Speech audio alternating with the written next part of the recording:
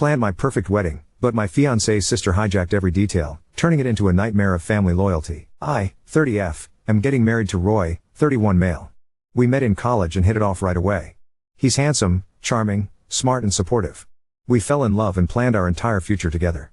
We planned where to live, how many kids to have, vacations, college fund for children, retirement, etc. I love him so much. He's my soulmate and my best friend. He would tell me he's proud of me whenever I achieve something. He's super supportive of my dreams and ambitions.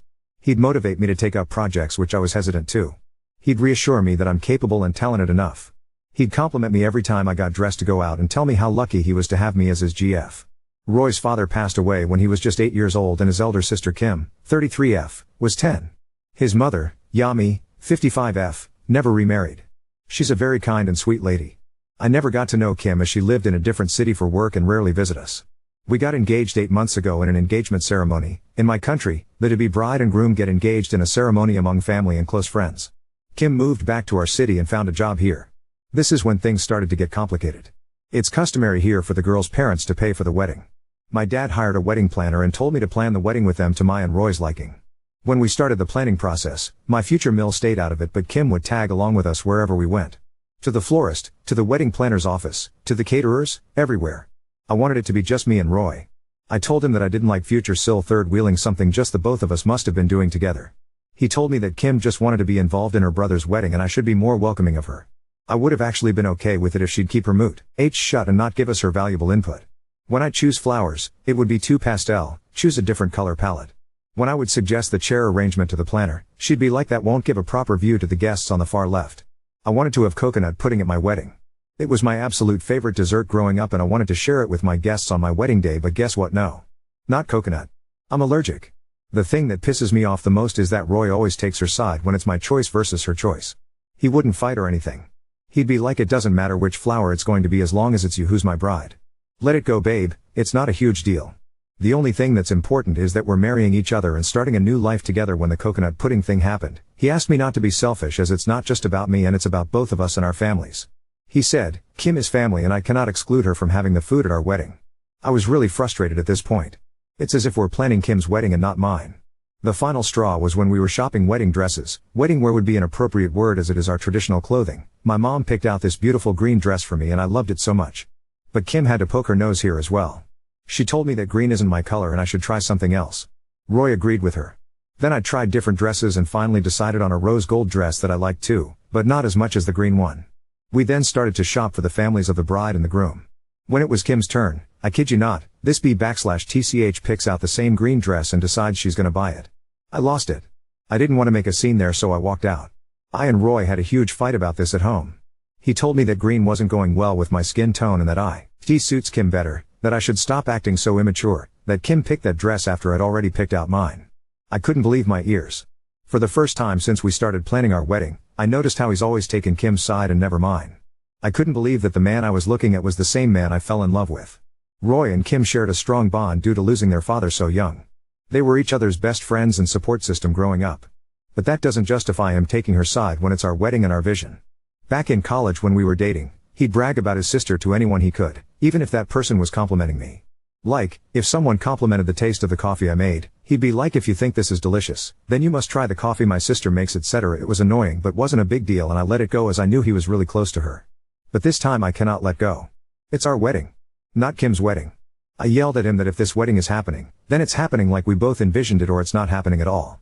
Roy got mad at me and yelled that I was just jealous of his sister as I can never be as good as her. That I am a bitter person for holding a grudge against Kim even though she's been nothing but kind to me.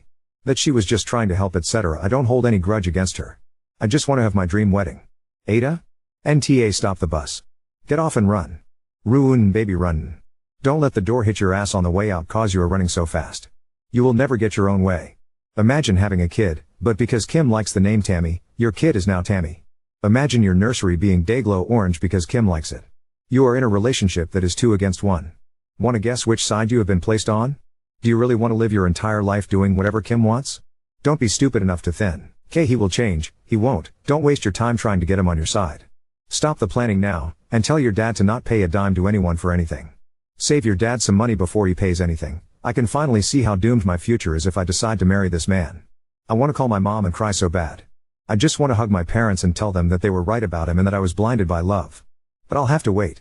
I can't let them see me in such miserable condition. I need to put myself together and be mentally ready to handle this situation. I've already called the wedding planner and asked her to block any further payments to the vendors. Update 1. I'm at my home with my parents, my sister, and my best friends, having coconut pudding. We spoke for a while to put our stories together so that I get the sequence of events right. I forgot to mention my sister Maya, 34F. She works abroad and came home a week ago to help me with the then upcoming wedding and also to spend time with me. The day of wedding we're shopping. Maya stayed home as she was jet-lagged. My mom, 2 of my aunties, 4 cousins, 3 uncles, Roy, Kim, Yami, ex-future Mill, 2 of Roy's aunties, 2 uncles were also present. So we were like 18 people shopping for wedding wear. When I got upset and left, Roy followed me back to his home where we fought. At the store though, my mom finally couldn't hold back anymore. She yelled at Kim and called her some nasty names. Kim retorted by calling me a few nasty names. This led to a messy shouting match between Team Bride and Team Groom, Yami attempting to calm the situation down. Police were called and they were all escorted out of the shop. After this whole thing happened, Kim went missing. This is when I had that fight with Roy and went to stay at my friend's home. Kim wasn't answering her phone and she wasn't at any of her friends' or relatives' places. Roy and Yami searched for her everywhere as they were worried for her safety, then found her at a distant relative's house the next morning. Yami had called me, which I didn't answer, to ask if I knew where Kim might have gone. At the hospital, when I was inside the doctor's office, I had a full-blown panic attack. I started to hyperventilate, high pulse rate. I was passing out then regaining consciousness for a few seconds before passing out again. I just remember a needle piercing my butt. I was knocked out for a whole day, while my friend told me I was awake and acting drunk, but I don't remember anything that happened. I woke up on my bed at my parents' house. Nobody asked me anything or spoke to me about what had happened. My mom smiled sweetly at me when she saw me wake up and asked me if I wanted some coffee, and guess what? Mom's coffee kicks Kim's coffee's ass any day. Maya and I spoke about her life abroad. My dad brought me some snacks and ice cream. It felt good to put off thinking about the wedding and the fallout to a later time. Maya hugged me while I slept that night. I remember my heart feeling warm and tears running down my cheeks. She kept saying everything will be okay, have faith in God, it's okay to cry and let it all out. Next morning, I got a call from Roy. I picked up. He asked me where I was and I said I'm at my home. He said he wants to meet me at his place to sit down and resolve the differences between us. I said okay, I'll be there. I can move on only if I end this chapter of my life once and for all. My dad drove me, Maya and my mom to Roy's place. Roy, Kim, Yami and his uncle, Yami's brother, were there. I know it's silly but I hoped Roy understood his mistakes and was going to apologize to me. And boy was I wrong. As soon as we all sat down, Roy started yelling at me for making a scene at the wedding dress store and he went on to tell me how Kim went missing, how she was so upset because of the things my mom had said to her that she could have harmed herself, how his mom and him had to drive around the city all night in search of Kim and how I was so heartless to not answer Yami's call. I calmly asked him where I was that night. I, like Kim, hadn't answered my phone too. I too was upset because of our fight. Did the thought of my well-being ever cross his mind? He went quiet for a few seconds then tried to say something fumbling his words. It didn't even make any sense. I told him that I now know who is more important to him and it's definitely not me. His uncle intervened to speak over me to my dad saying kids these days fight over the smallest things. I'm sure you can make your daughter understand how married life requires sacrifices and isn't like in the movies. My dad told him that it's my daughter's life and only she gets to decide if the issue is small or big, so let her speak to her fiancé. I looked back at Roy and told him that I know that I am the side chick and your sister is the main chick. Any person with even a shred of self-respect won't be fine with being her own husband's side chick. I said, you are free to marry your sister at the dream wedding that she has planned. At this moment, I saw his face turn red and before I could understand what was going on, Roy had slapped me across my face so hard that my inner cheek and my nose started to bleed. My dad punched him on his face, got him in a chokehold and continued punching on his guts. Yami, my mom and his uncle were trying to separate my dad and Roy. Maya hugged me tightly and was tending to my bleeding nose when Kim yelled like a banshee blaming me for something. I'm unable to recall what she exactly said. Even Maya doesn't remember it properly. I think it was on the lines of I wish you had never come into our lives and made it a living hell, while marching up to me with her hand in the air to hit me. Maya held Kim's hand before she could hit me and backhand bitch slapped her. Kim fell to the floor and screamed like she was being skinned alive. By this time, the neighbors came in and separated everyone. The police and ambulance came a few minutes later. Roy was bleeding from his mouth and his face looked bluish. The ambulance took him away. I was taken in another ambulance. After I was treated, I was taken to the police station where mine and Roy's family were seated, but Roy wasn't there. Yami approached me and told me that she's sorry and wished me luck for my future. The police took my statement and asked me if I wanted to press charges against Roy. I said yes. They informed me that his tooth had been knocked out and one of his ribs was broken, so there is a chance he might press charges against my dad. By midnight we were all allowed to go home. This morning, my friends came over and we all had our breakfast together. After a lot of discussion, we decided that I need to start therapy as well as medication for my mental health. We ordered pizza for lunch and my dad kept making lame jokes. Later Mom, me, Maya, best friend 1 and best friend 2, account owner, started reading the comments on my post. Mom was so happy about the replies to my comment about wanting to call my mom and cry. She told me that I should never worry about being vulnerable with them. I need not put on a strong front for them when I'm actually hurting inside. She said she'd wished I'd contacted her sooner. I would like to thank every single one of you who took out time to comment and show concern for a complete stranger. If it weren't for people like you, I wouldn't have seen the issues that I see so clearly now. I might have even forgiven him and ended up in a miserable marriage. I thank you all from the bottom of my heart. You all restore my faith in humanity. And for those who said that I need to grow a spine, well yes I do, but I'd like to share my POV in my country. Girls are taught from a very young age that girls who keep families together are good girls and girls who break families are bad ones. Even though my parents never taught me that and I have a master's degree, this concept somehow got ingrained in my brain at a very young age. That's why I wouldn't speak up to Kim. I didn't want to cause conflict between them because that's what the bad girls do. I hope therapy helps resolve it. I'm still grieving the loss of not just the past and the relationship but also the beautiful future I'd dreamt of. I'm grieving the loss of the love of my life, a person who actually never existed. I know it will take time for me to heal but I do feel lighter. My parents are over the moon but they hide their happiness from me as they know I'm still hurting. They look like they've aged backward. Roy has been discharged from the hospital. I hope he and his sister live happily ever after. You have such a supportive family. I am so happy for you that you found out who really loves you and dumped Roy. You're going to be so happy without Kim and Roy destroying your happiness. The way I felt so claustrophobic since Kim moved back is something that I have never experienced. Now that feeling is gone. This shows me that it was the right decision to dump him. Now on to second story. Moved out while my fiancé worked. After discovering she'd been making out and more at clubs, now her family attacks me. I, 25 male, met my, now ex, fiancé in my first year of college. We were both 18 and went from friends to lovers pretty quickly. We clicked so well and everything was so easy and effortless. We had a really good relationship. It's the kind of relationship that everyone wishes they were in. The kind of relationship that people idolized and said if those two broke up, then love doesn't exist. You get the picture. For the purpose of this post, let's call my ex Ashley. Ashley was everything I was looking for in a woman. Funny, smart, attractive, down to earth and family oriented. She wanted to build a life together. Our families got close over the course of our relationship. It was like we were already one big family before even getting married. As planned, I popped the question a year ago not knowing that this would change everything. She said yes of course, but things started to change. Slowly but surely, over the months, she became more distanced. I tried to ignore it and chalk it up to nervousness. You know, cold feet before taking the big marriage plunge. I should have trusted my instincts. She always went out with her group of friends on the weekends. I've been on these outings before, usually it's clubbing and drinking. It's not my scene but I trusted my girl so I had no problem with her going without me. These outings became much more frequent after I popped the question. I tried to ignore my gut feeling that something was wrong about this. I should have listened. Last week I get a text from one of her girlfriends. She said she feels super guilty about what's been going on. According to her, Ashley has been worried about getting married.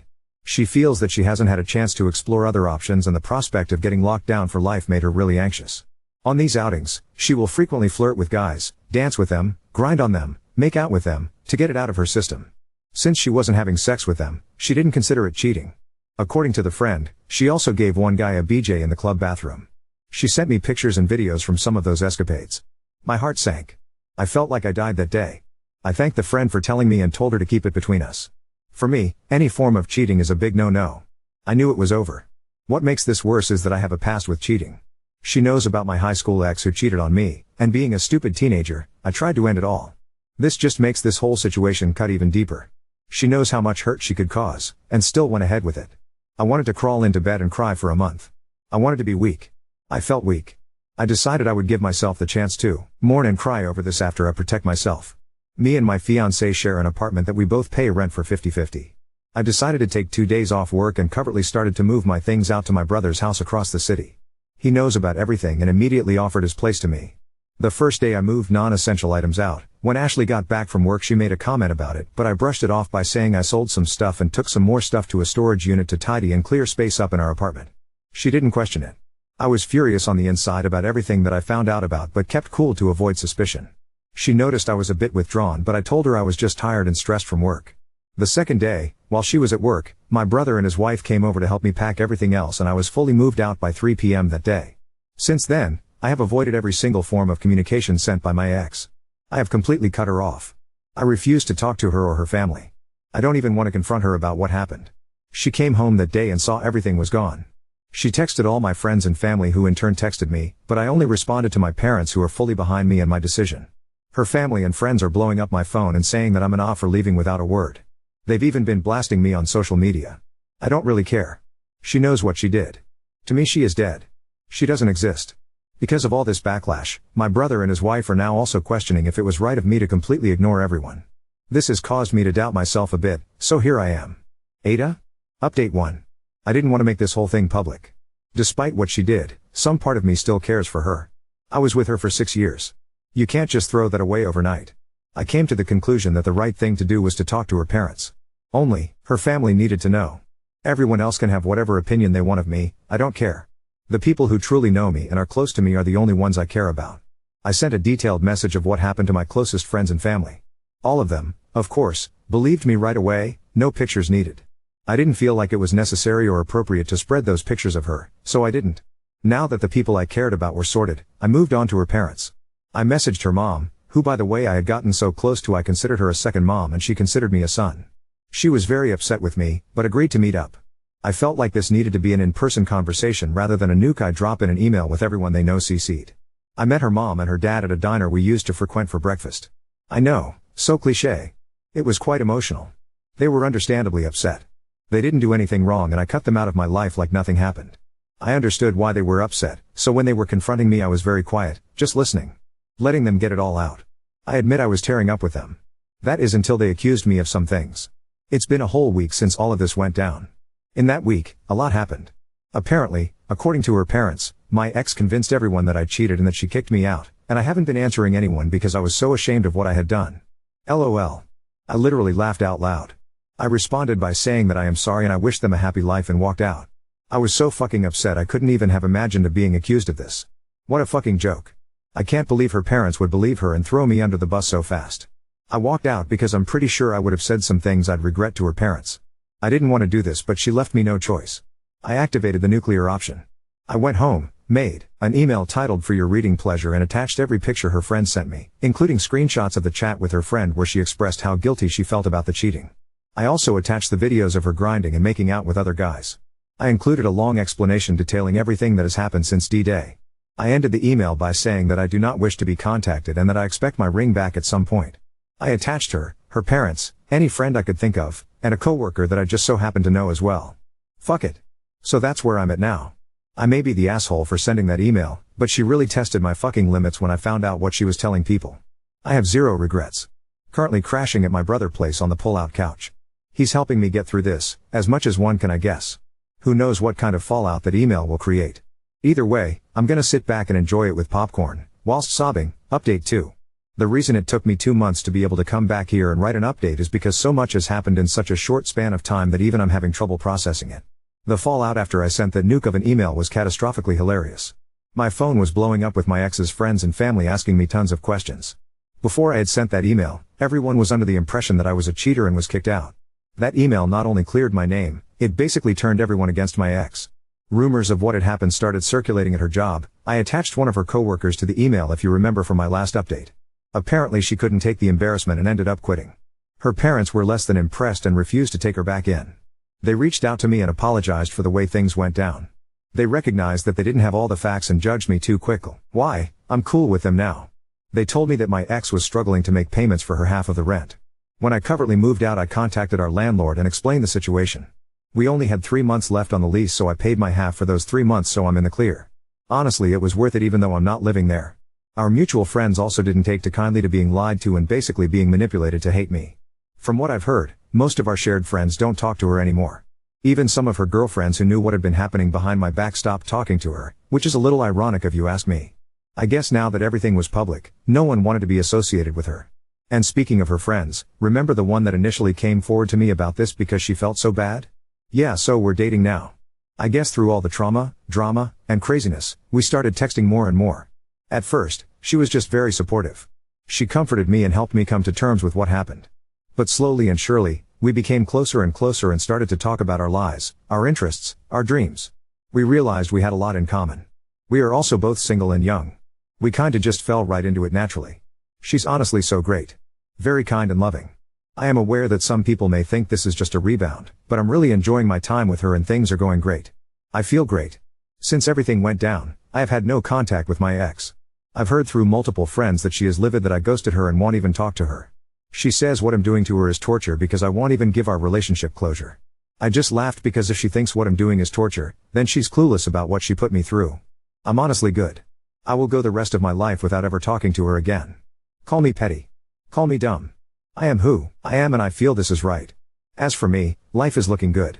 I'm dating an amazing girl. I've gotten so much support from my family and friends. It's nice to see who the real ones are, you know, the ones that actually stuck with me throughout this whole ordeal, and best of all, I feel like I'm really moving on from this whole thing. Hope this update gives you all closure. So many of you messaged me needing an update. It just took me a second to gather myself to be able to write this in the midst of all this craziness.